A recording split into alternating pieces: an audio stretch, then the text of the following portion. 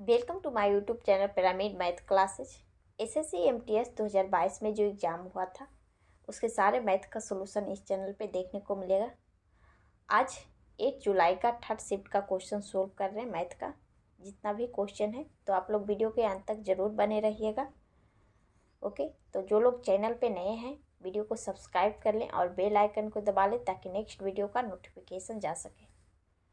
ठीक है, और दोस्तों को भी ज़्यादा से ज़्यादा इस वीडियो को शेयर करें ताकि और भी लोग इस चैनल से जुड़ पाएँ। ठीक, तो चलते हैं क्वेश्चन सोल्व करते हैं और आप लोग भी साथ में क्वेश्चन को सोल्व किया कीजिए ताकि प्रैक्टिस भी साथ में हो। ओके, ठीक है, तो चलते हैं क्वेश्चन सोल्व करते हैं। फर्स्ट क्वेश्चन देखिए, 18 सेंटीमीटर और 16 सेंटीमीटर त्रिज्याओं वाले दो वृत्तों की उभयनिष्ठ जीवा की लंबाई 19.2 सेंटीमीटर है। दोनों वृत्तों के बीच की दूरी ज्ञात कीजिए। यहाँ पे कह रहा है कि दो वृत्त है जिसके बीच की दूरी पूछ रहा है और एक चीज़ और बोल रहा है कि दोनों की जीवा उभयनिष्ठ है। ठीक है, तो जीवा उभयनिष्ठ तभी हो सकता है जब दोनों वृत्त एक दूसरे को कट कर रहे हों। ठीक है, इस तरह से।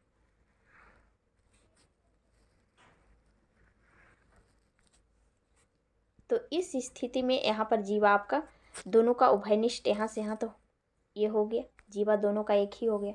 और अगर हम वृत्त लेते सटा हुआ तो यहाँ पर तो जीवा उभयनिष्ठ नहीं होता, अलग अलग हो जाता। या फिर दूर लेते इस तरह से, इसमें भी उभयनिष्ठ नहीं होता। ठीक है, तो यहाँ पे हमें पूछा है कि दोनों के बीच की दूरी, यानी कि दोनों के केंद्रों के बीच की दूरी पूछ रहा है, निकालना है यहाँ से यहाँ तक। ठीक है, और त्रिज्या दिया हुआ एक का 18 है, एक 16 सेंटीमीटर है। ठीक है, एक का 18 है, एक का 16 है। ठीक है, तो हमें यहाँ पर त्रिज्या को जोड़ेंगे तो दोनों के बीच की दूरी नहीं निकलेगा। क्यों? क्योंकि यहाँ पर देख रहे हैं ये जो दूरी है दोनों का उभयनिष्ठ है। यहाँ पे ये दूरी दोनों का उभयनिष्ठ है। अगर यही वृत्त अगर इस तरह से रहता सटा हुआ तो दोनों के बीच की दूरी त्रिज्या जोड़ देते। तो यहाँ पे हमें क्या करना पड़ेगा, यहाँ से यहाँ तक की बीच की दूरी और यहाँ से यहाँ तक की बीच की दूरी दोनों से निकालना पड़ेगा। तो जा करके दोनों को जोड़ करके बीच की दूरी निकलेगी। तो यहाँ पर देख रहे हैं कि ये लंब है और ये आपका ट्रायंगल बन गया, समकोण त्रिभुज। तो ये तो 16 ये लंबाई हो गई, दो भुजा मालूम हो गई, तभी तो तीसरा मालूम होगी यहाँ से यहाँ तक की। तो ये दूरी भी पता है आपको, यहाँ से यहाँ तक की 19 पॉइंट, जीवा की लंबाई 19.2 है। तो ये 20 से आधा है, लंब है तो यानी कि आधा ही है। तो 19.2 का आधा कितना हो जाएगा, 8.6 सॉरी 9.6। ठीक है, अब यहाँ से ये दोनों के बीच की दूरी निकाल लीजिए, इसकी और इसकी। समकोण त्रिभुज हो तो पाइथागोरस से निकाल लीजिए दोनों के बीच की दूरी। तो इसका 9.6 का तो ट्रिपलेट नहीं होगा क्योंकि पॉइंट में है। तो 18 का स्क्वायर कीजिए, 18 का स्क्वायर करेंगे तो कितना आ जाएगा, 124 माइनस 9.6 का स्क्वायर यानी कि 96 का स्क्वायर अगर करते हैं कितना आ जाएगा, 6 छक 36, 9 छक 54, दूना हो जाएगा 108 और 3 11, बच गया 11, 9 9 81 और 11 92, यानी कि 92.16 हो जाएगा। तो इसे 92 ही रहने दीजिए क्योंकि यहाँ पर हमें निकटतम पूर्णांक यानी कि निकटतम मान कह रहा है तो 92 ही रहने दीजिए। ठीक है, उससे फ़र्क नहीं पड़ता। तो ये हो जाएगा, दोनों को घटा देंगे तो 2 9 3 12 और ये 2, यानी कि 232 का वर्ग किसका होता है, 232 किसका वर्ग होता है, किसी का नहीं होता है। आसपास देख लीजिए, आसपास हो जाता है आपका 15 का स्क्वायर 225, यानी कि 15 मान लेते हैं। 15 से ज़्यादा ही आएगा क्योंकि 232 है, 225 के बीच देख रहे हैं कितना अंतर है। तो ये हो जाएगा यहाँ से यहाँ तक की दूरी, यानी कि 15 ही मान लेते हैं। और ये हो जाएगा 16 का स्क्वायर कीजिए, कितना हो जाएगा 256। 256 में भी 92 घटाएंगे, ये हो जाएगा आपका कितना आ जाएगा, ये 4 हो जाएगा और ये हो जाएगा 9 छो 15, 164। तो 164 किसके आसपास का वर्ग होता है? 13 का होता है। 12 का तो बहुत 144 होता है लेकिन बहुत कम है, तो 13 ही मान लीजिए, यानी कि 13। तो एक का आ गया 13, एक का 15 आ गया। ठीक है, लगभग लगभग मान लिए। अब दोनों को जोड़ दीजिए, कितना आ जाएगा? 28। अब ऑप्शन चेक कर लीजिए, ऑप्शन में अगर रहा 28 या फिर 27 तो आपका वही आंसर होगा। ऑप्शन चेक कर लेते हैं। 23 है फर्स्ट ऑप्शन में, ये तो नहीं होगा, बहुत कम है।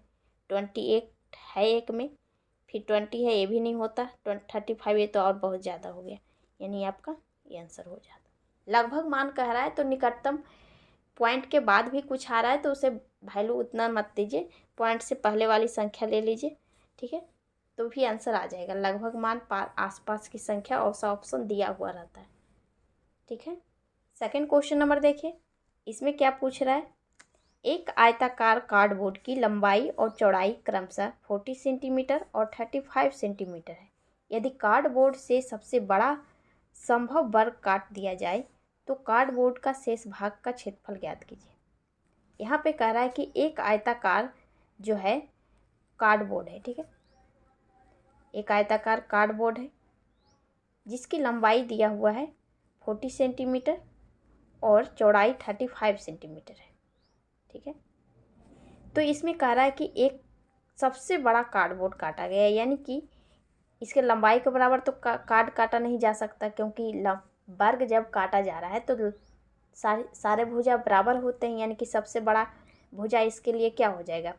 इसकी चौड़ाई यानी कि 35 सेंटीमीटर के बराबर, यानी कि यहाँ से यहाँ तक अगर वर्ग काट दिया गया, आयत से निकाल लिया गया, तो ये जो शेष बचा हुआ है इसका क्षेत्रफल निकालने कर रहा है।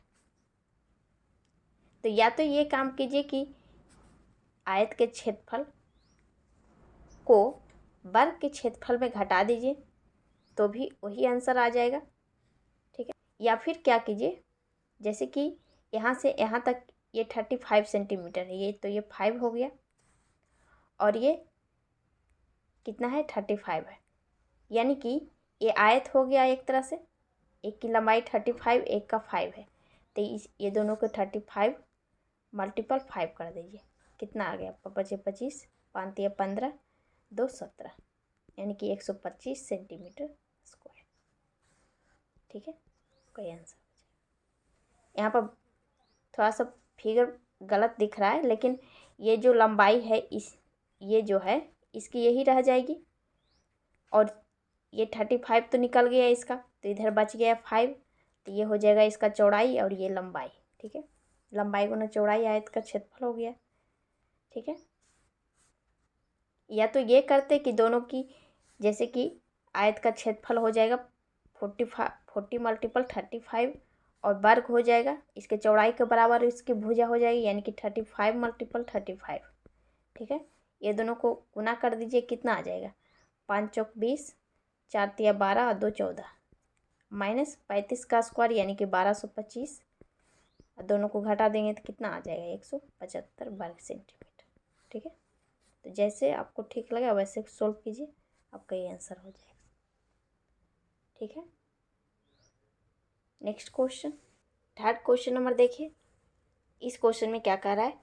यदि दो संख्याओं का महत्तम 17 और लघुत्तम 561 है, उन दोनों संख्याओं का योग ज्ञात कीजिए। यहाँ पे क्या पूछ रहा है कि दो संख्या है जिसकी एलसीएम और एचसीएफ दिया हुआ है 561 और 17।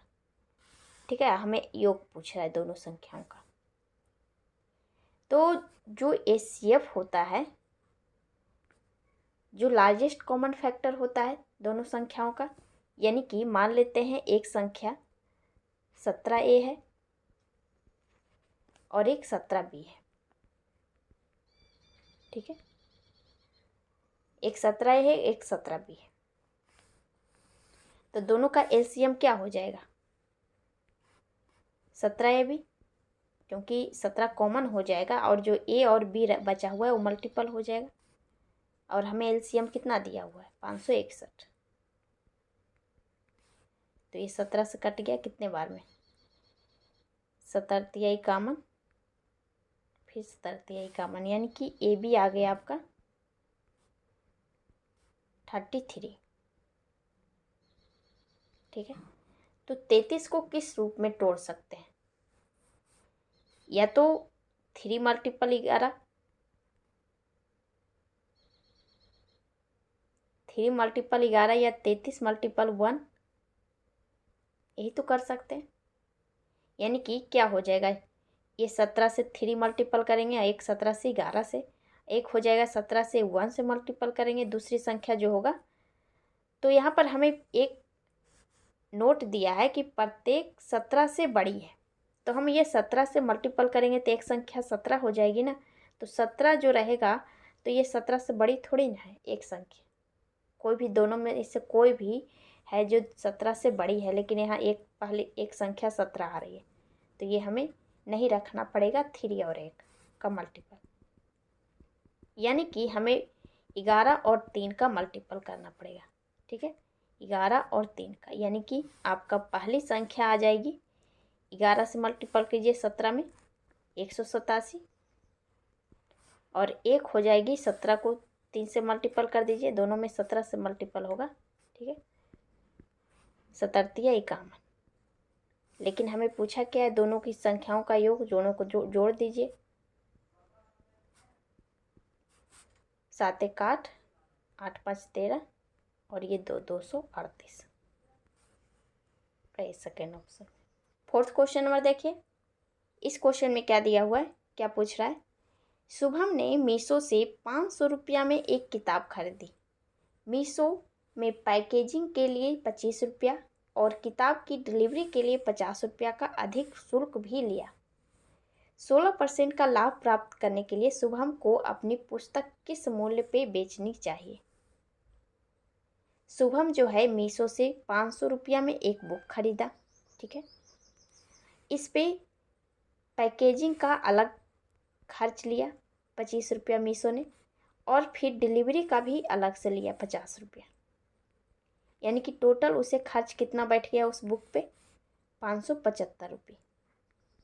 ठीक है, अब क्या किया, इस बुक को शुभम ने बेचा तो बोल रहा है कि 16% का लाभ होना चाहिए, ऐसा रेट में बेचे, ताकि यानी कि इस रेट पे 16% का लाभ कमाने के लिए इस रेट का 116% पे बेचना चाहिए। ठीक है, अब ये काट दीजिए, आपको ये 25 से कटेगा आपका, 25 दूना 50, 25 या 75, और ये हो जाएगा 25 चौक 100। 4 से ये डिवाइड हो रहा है, 4 दूनी 8, फिर 3 हो जाएगा, 4 नंबर 36। 29 को 23 से मल्टीपल कीजिएगा तो कितना आ जाएगा। इकाई स्थान देख लीजिए, 9 तिया 27, यानी कि इकाई स्थान पे 7 आना चाहिए। आपका एक ही ऑप्शन में 7 है, इसमें फर्स्ट ऑप्शन में। ठीक है, और 23 तिया कितना होता है, 69 होता है, यानी कि 690 के लगभग आना चाहिए, यानी कि एक यही है 667। ठीक है, तो आपका हो जाएगा 667 रुपीज़। ठीक है, या फिर मल्टीपल कर लीजिए। 5 नंबर क्वेश्चन देखिए, इस क्वेश्चन में क्या पूछ रहा है। एक कक्षा के 17 छात्र का औसत 56 kg है। 3 नए छात्र जिनके भार क्रमशः 57, 62 और 68 kg है कक्षा में शामिल होते हैं। कक्षा छात्रों का नया औसत भार ज्ञात कीजिए। हमें पूछ रहा है कि जो 3 छात्र स्टूडेंट आए जिसकी भार दिया हुआ है इतना। ठीक है, और पहले से 17 छात्र थे जिनका औसत भार है 56। तो या तो इस तरह से सोल्व कीजिए, ये दोनों को जोड़ दीजिए, फिर इन दोनों 17 छात्रों के औसत का योग निकाल करके दोनों को जोड़ के फिर से डिवाइड कीजिए, या फिर इस तरह से पहले वाले वीडियो में भी बता चुके हैं, किसी एक को एवरेज मान लेते हैं, जैसे कि मान लेते हैं 56 एवरेज है। ठीक है, इसमें 56 से ये नए जो आए हैं उसका चेक कर लीजिए। 56 से ये कितना ज़्यादा है, 1 है, प्लस 1 कर लेते हैं। फिर है 62, 62 56 से कितना ज़्यादा है, ये ज़्यादा है आपका 6, प्लस 6 हो जाएगा। और ये फिर 68 है, ये भी ज़्यादा है, ये हो जाएगा आपका कितना ज़्यादा है 6, 4 इधर हो जाएगा, 4 8 4 12। ठीक है, कितना हो जाएगा 12, ये जुट जाएगा क्योंकि सभी प्लस हैं। तो 12 छो 18 19, 19/20 करेंगे क्योंकि टोटल का ये एवरेज निकलेगा, यानी कि 56 प्लस जाएगा 19/20। 20 को 19 से डिवाइड करेंगे तो हो जाएगा 9 दूनी 18, यानी कि 180, 10 2 5 10, यानी कि 95 आ रहा है। पॉइंट में आएगा 95, यानी कि आपका आ जाएगा 56.95 टोटल का एवरेज। ठीक है, आपका किस में है, आपका सेकेंड ऑप्शन में। ठीक है, जो भी होता 56 से ज़्यादा ही होता है एवरेज आता, क्योंकि यहाँ पर देख रहे हैं कि यहाँ पर 56 अगर एवरेज है तो प्रत्येक का 56 मानते हैं, तो 56 से जो ये दो तीनों है सभी ज़्यादा है तो ज़्यादा ही आता, पॉइंट में आए या फिर जैसा भी आए। ठीक है, ये क्वेश्चन देखिए क्या दिया हुआ है। जे एक कार्य को 21 दिनों में पूरा कर सकता है, के उसी कार्य को 42 दिनों में पूरा कर सकता है और एल उसे 63 दिनों में पूरा कर सकता है। यदि जे, के और एल एक साथ मिलकर कार्य करते हैं तो वे उस कार्य के कितने दिनों में पूरा कर सकते हैं। यहाँ पे दिया हुआ है कि जे जो है 21 दिन में कर रहा है, उसी कार्य को के है 42 दिन में कर रहा है और एल जो है 63 दिन में कर रहा है। ठीक है, टोटल का इफिशियंसी निकाल लीजिए। एलसीएम कितना हो जाएगा इसका, ये हो जाएगा 126। 21 को 6 से मल्टीपल करेंगे तो हो जाएगा 126, 42 दिया 126 हो जाएगा और ये 63 दूना। ठीक है, तो टोटल वर्क कितना है 126 है, तीनों मिलकर कर रहा है, तीनों की क्षमता कितना हो गई 9 6 3 9 9 2 11, 11 से डिवाइड कर दीजिए। 11 से तो ये कटेगा नहीं, ये या तो इसी रूप में रहे या फिर ऑप्शन देख लीजिए ये पूर्णांक में है, इसे पूर्णांक में तोड़ देते हैं। 11 बार में लगेगा 121 हो जाएगा, ऊपर +5, यानी कि इतना डेज में तीनों मिलके कार्य पूरा करेगा। ठीक है, आपका ऑप्शन नंबर 4 में है। ओके, तो यहाँ पर तीनों मिलके एक साथ कार्य करने लगे तो तीनों का इफिशियंसी से डिवाइड करना पड़ेगा टोटल वर्क में। Okay, next question 7th number question देखिए क्या दिया हुआ है। ए इक्वल टू इतना दिया हुआ है एंड बी इक्वल टू इतना। ठीक है, then what is the value of a square plus b square minus 2ab। ठीक है, तो ये किसका फार्मूला दिया हुआ है, ए माइनस बी का होल स्क्वायर। ठीक है, तो ए और बी का वैल्यू निकाल लीजिए। तो ए का हो जाएगा यहाँ पे ए इक्वल टू 4 को 3 से मल्टीपल करेंगे, 4 या 12 2 14, यानी कि 14 बटा नीचे हो जाएगा 6 को 3 से डिवाइड करेंगे 2 2 2 4, यानी कि ये हो जाएगा आपका 7/2, 2 बार में कट जाएगा। और बी हो जाएगा आपका 12 को 6 से डिवाइड करेंगे 2 2 दूनी 4 बटा ये हो जाएगा 8 को 4 से डिवाइड करेंगे 2 2 में 3 घटाएंगे -1, यानी कि -4 हो जाएगा ये। ठीक है, अब यहाँ पर ए का वैल्यू दे दीजिए। ए का वैल्यू 7/2 है, यानी कि 3.5 माइनस ये माइनस माइनस यहाँ पर -4 है, माइनस माइनस प्लस हो जाएगा का होल स्क्वायर। ठीक है, यानी कि 7.5 का होल स्क्वायर हो जाएगा। और 75 का स्क्वायर कितना होता है 8 7 5625। ठीक है, एक पॉइंट के आगे पॉइंट है तो यहाँ पर 2 के आगे हो जाएगा, यानी कि 56.25 आ जाएगा। आपका ऑप्शन नंबर 4 में है।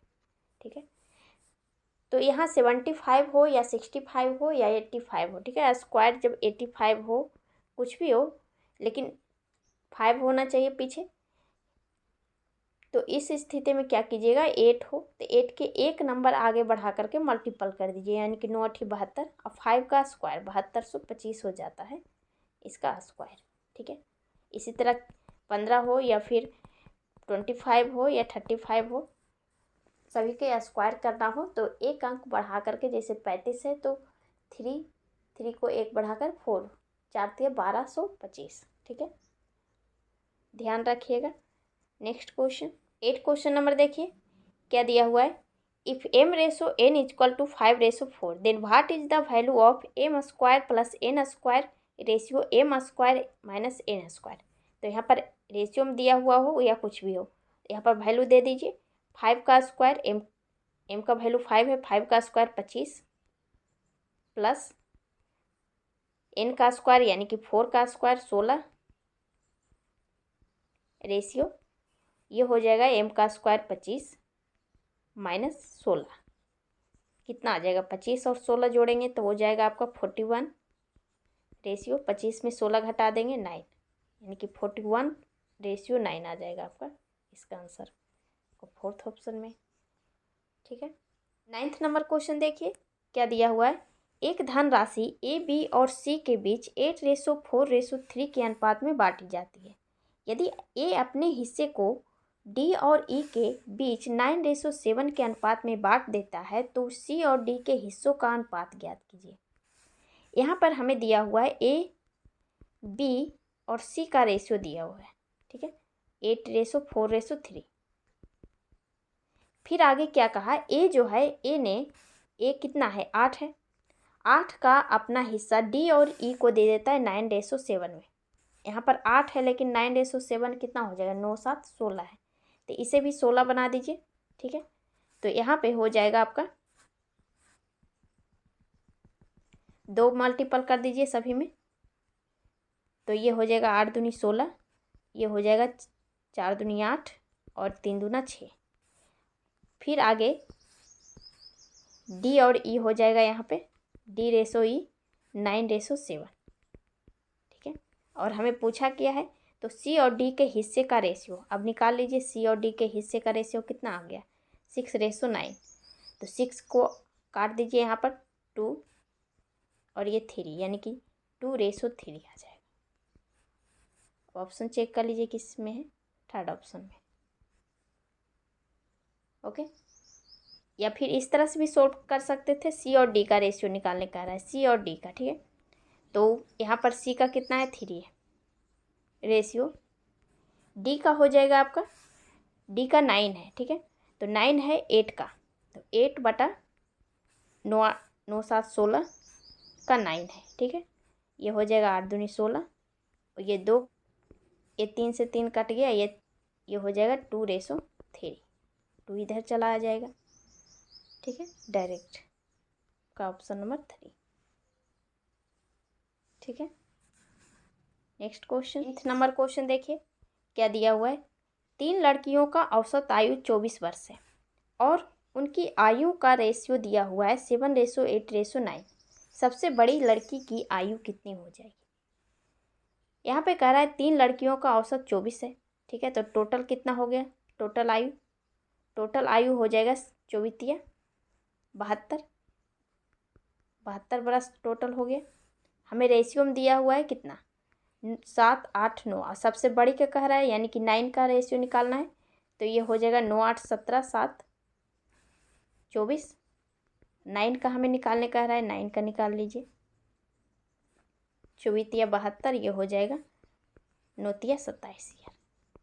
जो बड़ी लड़की है उसकी एज है 27 वर्ष। ठीक है,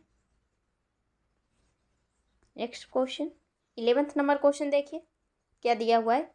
एक राशि को 6% की वार्षिक साधारण ब्याज की दर से 6-8 महीने के लिए निवेश करने पर उस पर 250 रुपये का ब्याज प्राप्त होता है, तो वह राशि ज्ञात कीजिए। यानी कि हमें प्रिंसिपल पूछ रहा है, तो प्रिंसिपल का ये कह रहा है कि साधारण ब्याज हमें दिया हुआ है 250, तो प्रिंसिपल का ये हो जाएगा 8 6 48%, 48/100। लेकिन ये महीना में है तो महीना को वर्ष में बदलने के लिए 12 से डिवाइड कर देंगे। इसका वैल्यू दिया हुआ है 250। ये हो जाएगा बच्चों का 48 और 4 से ये 25, यानी कि टोटल कितना आ गया प्रिंसिपल। इसको इससे मल्टीपल कर दीजिए, इधर चला जाएगा 625।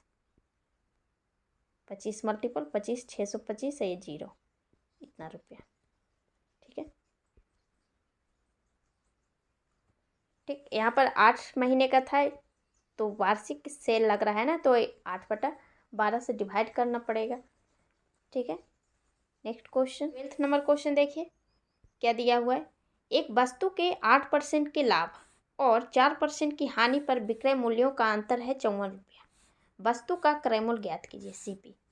ठीक है, तो यहाँ पे कह रहा है सीपी पे जब 8% के लाभ पर बेचा और 4% की हानि पर बेचा तो दोनों के बीच का अंतर है 54 रुपया, यानी कि आपका 8% माइनस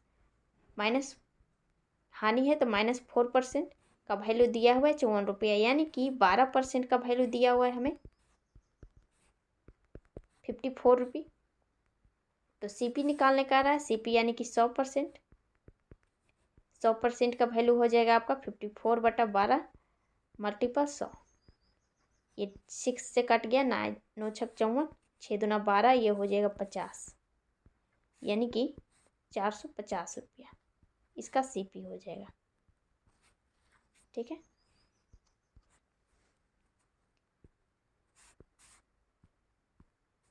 तो यहाँ पर डायरेक्ट भी जोड़ सकती थी, 8 4 12% का वैल्यू 54 रुपया। ठीक है, यहाँ पर माइनस इसलिए समझाया कि माइनस हानि है तो माइनस घटा करके बोल रहा है, दोनों के बीच का अंतर है तो माइनस हो जाएगा। या फिर इस तरह से सोल्व कर सकते थे, ये हो जाएगा लाभ 8% यानी कि सीपी का 108% और 4% की हानि यानी कि सीपी का 96%। दोनों का अंतर दिया हुआ है, यानी कि दोनों का अंतर 12% ही है। 12% का वैल्यू 54 रुपये। ठीक है,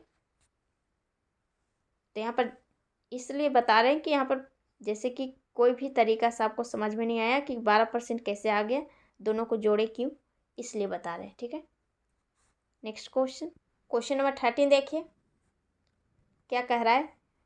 28 सेंटीमीटर त्रिज्या के एक बड़े गोले को पिघलाकर निश्चित संख्या में समान आकार के गोले बनाए जाते हैं। यदि प्रत्येक छोटे गोले की पृष्ठीय क्षेत्रफल 2464 वर्ग सेंटीमीटर है तो निर्मित छोटे गोलों की संख्या कितनी है।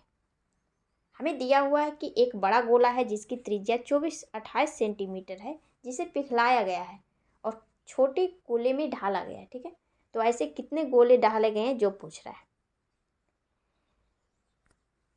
तो इसका जो आयतन के बराबर ही ढाला गया है बड़े गोले का, तो इसका फार्मूला क्या होता है 4/3 πr3। इसका फार्मूला ध्यान में रखिएगा। तो बड़े का त्रिज्या दिया हुआ है 28 सेंटीमीटर, तो छोटे का निकालिए। छोटे का यहाँ पर दिया हुआ है पृष्ठीय क्षेत्रफल से निकाल लीजिए। इसका फार्मूला क्या होता है 4/3 4 πr² इक्वल टू 2464।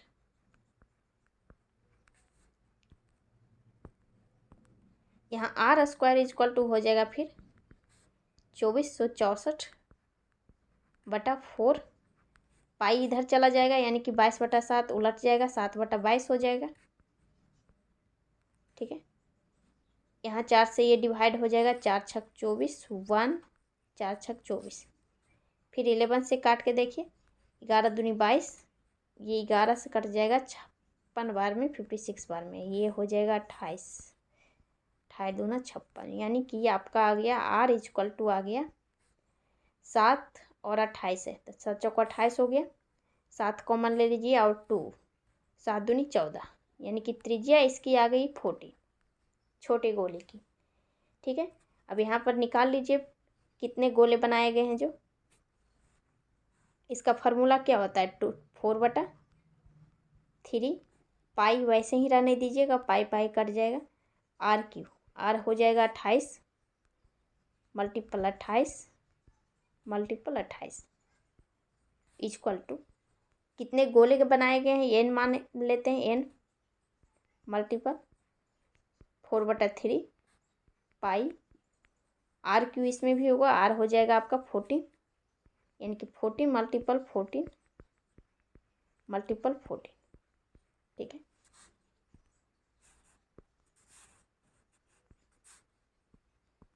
अब यहाँ से n का वैल्यू निकाल लीजिए, 4/3 पाई, ये दोनों कट गया आपका, और ये कट जाएगा आपका 7 दूनी 14 28, ये दो बार में कट गया सब, ठीक है। यानी कि n का वैल्यू आ गया 2 दूनी 4 दूनी 8, यानी कि 8 गोले बनाए जा सकते हैं। आपका option number first. 14 question number देखिए, क्या कह रहा है। एक लैपटॉप का अंकित मूल्य 65,000 है। लैपटॉप को 20% का छूट पर बेचा जाता है। यदि बिक्री से 30% का लाभ हुआ हो तो लैपटॉप का क्रय मूल्य ज्ञात कीजिए। हमें दिया हुआ है कि मार्क्स प्राइस एक लैपटॉप का दिया हुआ है 65,000, ठीक है, 65,000 रुपया दिया हुआ है। इस पर क्या किया है कि 20% का छूट दिया है मार्क्स प्राइस पे, यानी कि मार्क्स प्राइस का 80% पे दिया, बेचा। तो बेचने के बाद उसको क्या हुआ कि 30% का लाभ हो गया। जब छूट दिया फिर भी उसे 30% का लाभ हो रहा है, यानी कि ये जो दिया हुआ है सीपी का 130% है, हमें 30 सीपी निकालना है, ठीक है, क्रय मूल्य। तो ये हो जाएगा 100/130। तो यहाँ पर हो जाएगा 100 से ये कट जाएगा, ये हो जाएगा 13×5 65 800, ठीक है। ये हो जाएगा 8×5 40 और 300, यानी कि 40,000 रुपया हो जाएगा इसका सीपी। ये पूछ रहा है क्रय मूल्य कितना होगा जो, ओके। ये क्वेश्चन देखते हैं क्या दिया हुआ है। एक शहर की कुल जनसंख्या में 60% पुरुष और शेष महिलाएं हैं। यदि विवाहित पुरुष और अविवाहित पुरुष की संख्या का अनुपात 5:7 है तथा विवाहित महिलाओं और अविवाहित महिलाओं की संख्या का रेशियो दिया हुआ है 2:3 है, तो कुल जनसंख्या का कितना प्रतिशत जो है विवाहित है। हमें पहले क्या दिया हुआ है, टोटल जनसंख्या का मेल और फीमेल का परसेंटेज दिया हुआ है। कितना मेल है 60%, यानी कि 60 मान लेते हैं, और ये बचा हुआ 40, ठीक है। इसमें क्या बोल रहा है कि मैरिज और अनमैरिज का रेशियो दिया हुआ है पुरुष का 5:7, यहाँ पर मैरिज और अनमैरिज यानी कि नॉन मैरिज है 5:7। इसका मैरिज और अनमैरिज है महिलाओं का 2:3, ठीक है। तो हमें पूछा है कि मैरिज लोग कितने परसेंट है टोटल का, तो ये हो जाएगा 7×5 12 रेशियो का वैल्यू दिया हुआ है 60, ठीक है। तो 5 रेशियो का कितना हो जाएगा, 12 रेशियो का वैल्यू दिया हुआ है 60 है, तो 12×5 60 हुआ। तो 5 रेशियो का 5 से मल्टीपल करेंगे, यानी कि 5×5 25 हो जाएगा, और 3×2 5 रेशियो का वैल्यू दिया हुआ है 40, तो 8×5 40, तो 8 से मल्टीपल हुआ, यानी कि इसमें भी 8 से मल्टीपल करेंगे, 8×2 16, ठीक है। तो हमें टोटल पूछ रहा है कि कितना परसेंट है, यानी कि 15 मैरिज है पुरुष में और 16 है स्त्री में। तो 15 और 25 और 16 को जोड़ दीजिए, ये मैरिज कितना हो गया, मैरिज परसेंटेज निकालना है, ये हो जाएगा 41, ठीक है। और 41 जो है मैरिज है, लेकिन हमें परसेंटेज निकालना है, तो टोटल है, टोटल का कितना परसेंट है, तो टोटल तो 60 और 40 कितना है 100 है, तो 100 का 41 जो है विवाहित है, तो 41% ही हुआ। 16 नंबर क्वेश्चन देखिए क्या कह रहा है। 10 वर्षों की अवधि के लिए निवेश की गई धनराशि पर साधारण ब्याज निवेश की गई धनराशि के 4/5 के बराबर है। वार्षिक साधारण ब्याज की दर क्या दी जा रही है, जो पूछ रहा है, दर हमें पूछ रहा है, सिंपल इंटरेस्ट का क्वेश्चन है। इसमें क्या दिया हुआ है कि 10 वर्षों की अवधि में जो प्रिंसिपल है, साधारण ब्याज जो है प्रिंसिपल का 4/5 है, यानी कि प्रिंसिपल हो जाएगा आपका 5 तो ब्याज है 4, ठीक है। तो ये हो जाएगा प्रिंसिपल, यानी कि 5 का 10 वर्षों में 8% की दर से जो है 8/100 हो जाएगा, 4 रुपया है, ठीक है, 4 रुपया हो रहा है। तो आर का वैल्यू निकाल लीजिए आपके यहाँ से। ये 50 तो ना 100 हो जाएगा, आर का वैल्यू हो जाएगा 8%। दर ही पूछा था आपका ऑप्शन नंबर 4, ठीक है। 70 क्वेश्चन नंबर देखिए क्या कह रहा है। A1 अकेले एक काम को 14 दिनों में पूरा कर सकता है। A2 अकेले उसी काम को 21 दिनों में पूरा कर सकता है, जबकि A3 जो है अकेले उसी काम को 28 दिनों में पूरा कर सकता है। तीनों ने एक साथ काम पूरा किया और काम पूरा करने के लिए उन्हें कुल 1040 रुपया का भुगतान किया गया। प्राप्त कुल भुगतान में से A2 का हिस्सा कितना मिला। तो जो भी हिस्सा मिलेगा इफिशियंसी के अनुसार मिलेगा, ठीक है। तो इसका इफिशियंसी निकाल लीजिए। A1 का दिया हुआ है, A1 12 दिन में कर रहा है, 14 दिन में कर रहा है, और A2 जो है 21 दिन में कर रहा है, और A3 जो है 28 दिन में कर रहा है। तो इसका हो जाएगा LCM कितना आ जाएगा 84, 84,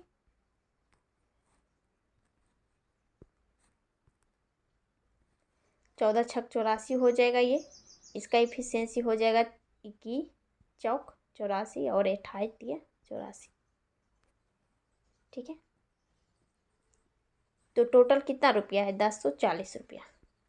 तो इफिशियंसी सभी का निकल गया, कितना है 6 4 10, 10 3 13,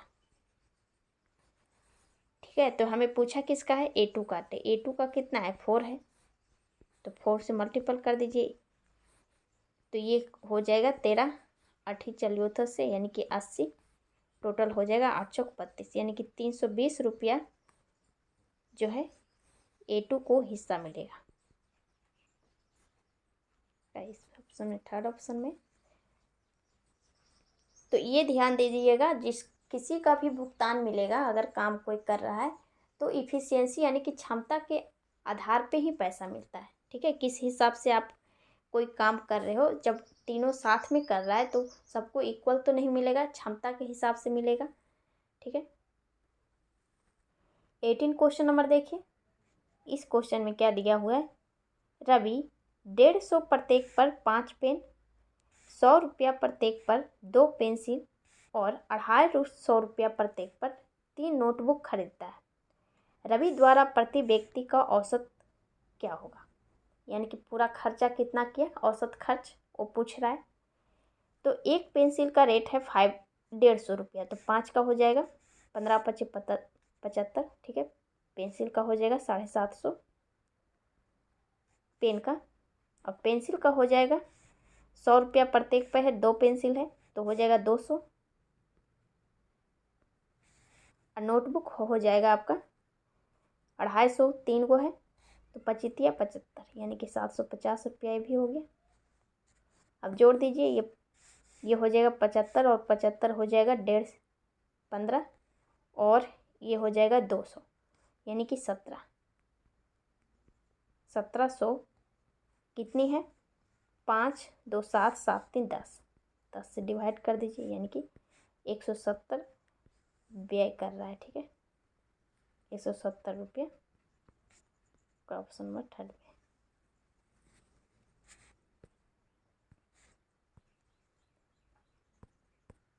जैसे कि इस क्वेश्चन में कहा था कि रवि जो है 150 रुपये प्रत्येक में, यानी कि एक पेंसिल का रेट है 150 और उस हिसाब से 5 पेन खरीदा है, ठीक है।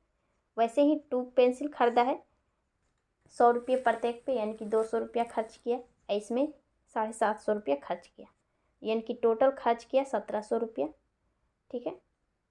तो हमें औसत पूछ रहा है तो औसत टोटल से डिवाइड कर देंगे यानी कि 10 सामान खरीदा था, ठीक है। तो नेक्स्ट क्वेश्चन बनाते हैं। 19 क्वेश्चन नंबर देखिए। इस क्वेश्चन में क्या दिया हुआ है। बिंदु ए और बी एक दूसरे से 200 किलोमीटर दूर है। एक व्यक्ति ए से बी की ओर 10 AM पर 10 किलोमीटर प्रति घंटा की चाल से चलना शुरू करता है, और दूसरा व्यक्ति जो है बी से ए की ओर 11 AM पर 20 किलोमीटर की प्रति घंटा की चाल से चलना शुरू करता है, तो वे किस समय मिलेंगे। यहाँ पर दिया हुआ है ए से बी की दूरी 200 किलोमीटर है। एक है जो 10 किलोमीटर की चाल से चल रहा है, एक 20 किलोमीटर की चाल से। एक ने 10 बजे शुरू किया, एक 11 बजे, यानी कि 1 घंटा ये चलेगा। उसके बाद जोड़ेंगे, यानी कि ये 10 किलोमीटर चल गया 200 किलोमीटर से, तो बच गया कितना टाइम हमें पूछा है, 190 किलोमीटर बच गया। 190 किलोमीटर को ये दोनों कब मिलेंगे, ठीक है, 190 किलोमीटर के बीच में कब मिलेंगे ये दोनों, तो ये दोनों अपोजिट चल रहे हैं, तो अपोजिट चलते हैं तो अपोजिट में जुड़ जाता है चाल, यानी कि 10, 20, 30 किलोमीटर प्रति घंटा। अब इसे सोल्व कर दीजिए। 3 से ये हो जाएगा 3 छक 18 और 20, यानी कि 6 घंटे 20 मिनट। तो हमें 11 बजे के बाद से जोड़ना है, तो 6 घंटा आगे जोड़िए, कितना बच जाएगा आपका, 5:20 हो जाएगा, यानी कि 5:20 में ये दोनों मिल जाएंगे PM में, ठीक है। शाम को मिलेंगे, AM में शुरू किए PM में मिलेंगे आपका 4 ऑप्शन में, ठीक है।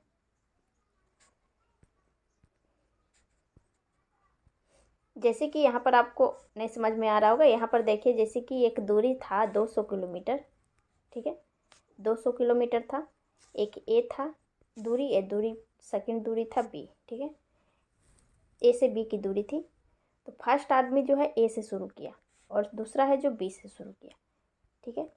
तो ए जो है 10 बजे शुरू किया, यानी कि 10 बजे चलना शुरू किया, एक 11 बजे, तो दोनों को 11 बजे करेंगे, यानी कि 1 घंटा ये चल चुका है। तो इसकी चाल है 10 किलोमीटर प्रति घंटे, यानी कि 10 किलोमीटर चल गया, तो बच गया यहाँ से यहाँ की दूरी कितनी, 190 किलोमीटर। तो 190 किलोमीटर को अब ये दोनों आपस में चलेंगे, ठीक है, एक दूसरे की ओर। तो एक दूसरे की ओर जब चलते हैं तो क्या होता है, दूरी बटा चाल होती है, तो चाल जुड़ जाता है जब एक दूसरे की चाल तरफ चलें तो, और अगर एक दूसरे के साइड चलेंगे तो घट जाएगा, ठीक है।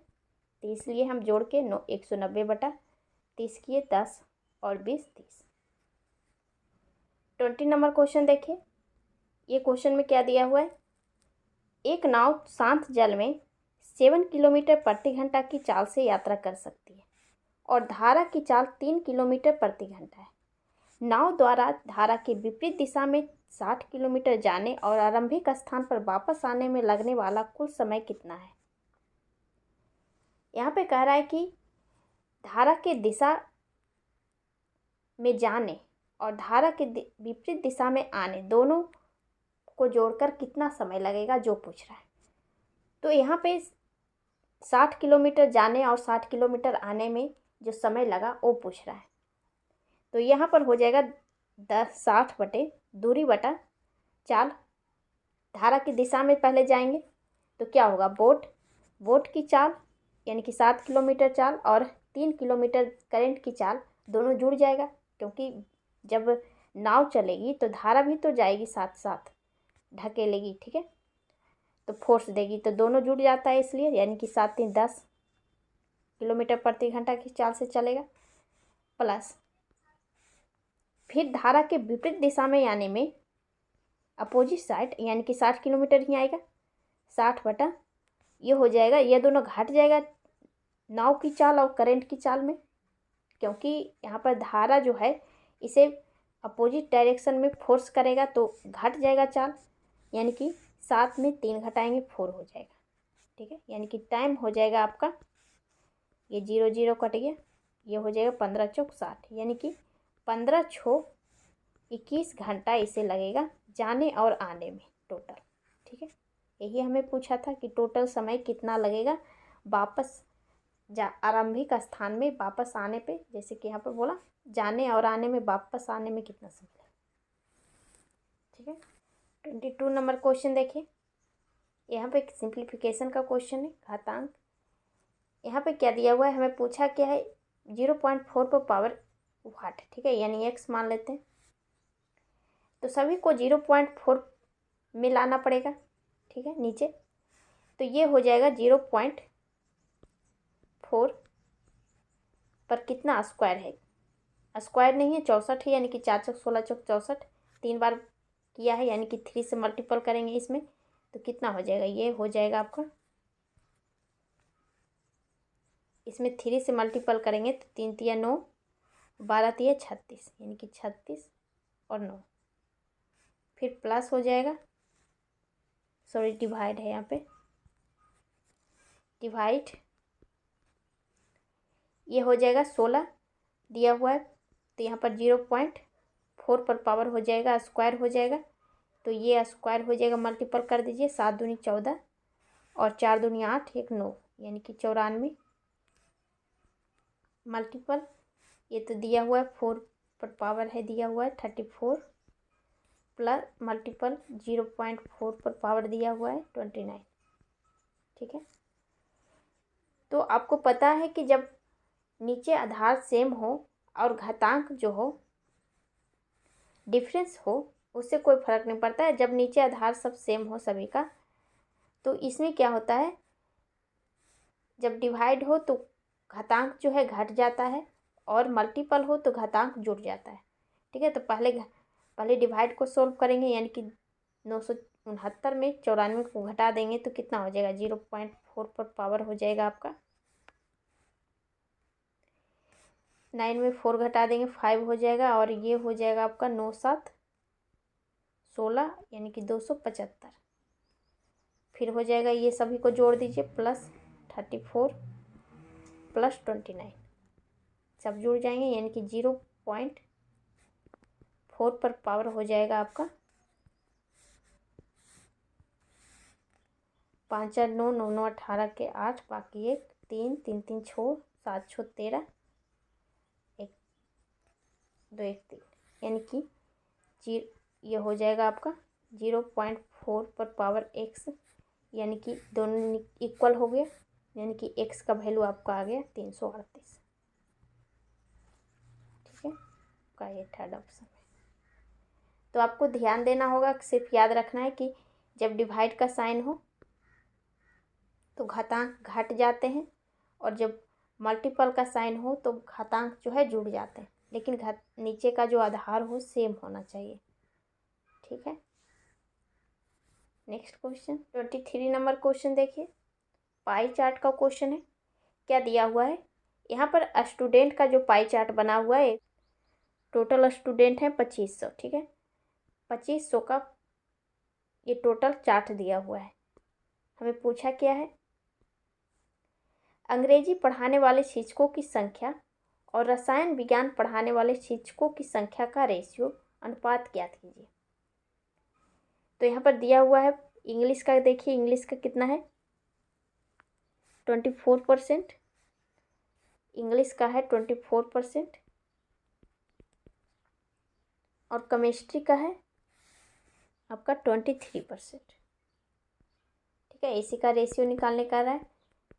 अब परसेंटेज हट गया, और आगे देखिए 24 को 23 तो कट नहीं रहा है, यानी कि 24:23 ही रह जाएगा आपका, ठीक है। ऑप्शन चेक कर लीजिए, आपका थर्ड में है,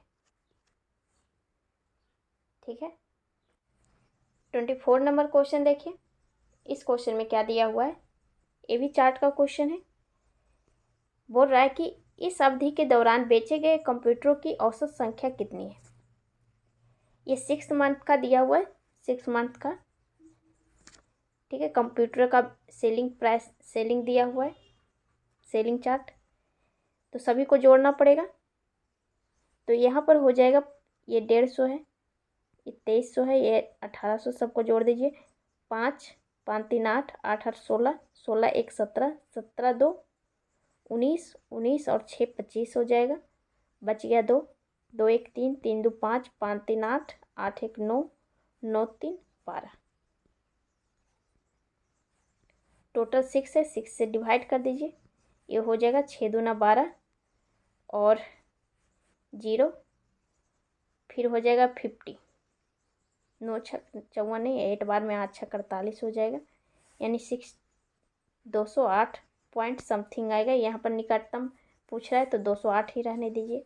अब ऑप्शन चेक कर लीजिए, आपका फोर्थ ऑप्शन, ठीक है। तो इस अवधि के दौरान, यानी कि जितने भी 6 मंथ में हुए थे, सभी का औसत पूछ रहा था, ठीक है।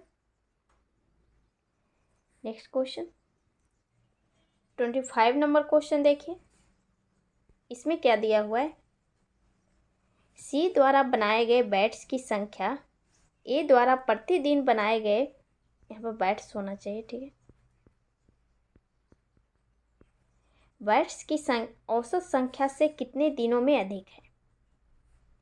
यहाँ पर ये बताना चाह रहा है, क्वेश्चन पूछ रहा है कि ये 6 डे वर्कर दिया हुआ है ABCD का ई का, ठीक है। तो सी द्वारा जो बैट्स की संख्या है, बनाए गए बैट्स सी द्वारा, यहाँ पर 100, 90, 74 है। ए द्वारा प्रतिदिन बनाए गए बैट्स की औसत संख्या, यानी कि ए का जो संडे, मंडे, ट्यूसडे जो है उसका औसत संख्या, यानी कि पहले हम औसत संख्या निकाल लेते हैं ए का,